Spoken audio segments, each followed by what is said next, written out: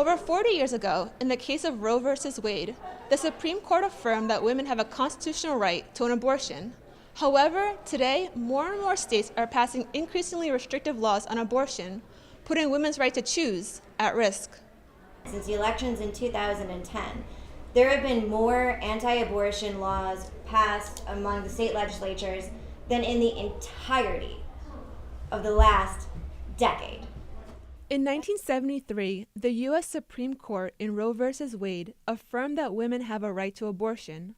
However, in 1992, in the case of Planned Parenthood v. Casey, the Supreme Court allowed states to restrict abortion access so long as the restrictions do not impose an undue burden on women seeking abortions.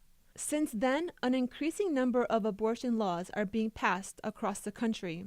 Laws that get passed are trap laws that really put restrictions on the clinics themselves. So a lot of abortion clinics around the country are forced to close because certain restrictions, like doctors needing to have hospital admitting privileges at a local hospital, or the clinics needing to fit the requirements for an ambulatory surgical center, or even in some states, they'll regulate the types of material that curtains can be made out of in abortion clinics. And it's all supposed to come across as very logical and seem as though they're protecting the patients, but in reality, they're designed to make sure that clinics shut down.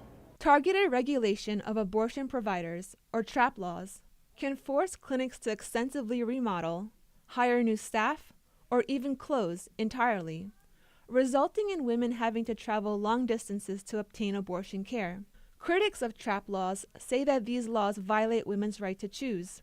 According to Alliance for Justice, about 28 states have some version of trap laws. In an AU Students for Choice meeting on Tuesday, representatives from pro-choice groups Alliance for Justice, the Feminist Majority Foundation, and Choice USA informed students about their growing concern for women's right to choose. It's from Governor Henry over a new law that forces women to have an ultrasound. We currently live in a country where 87% of our counties have absolutely no abortion providers.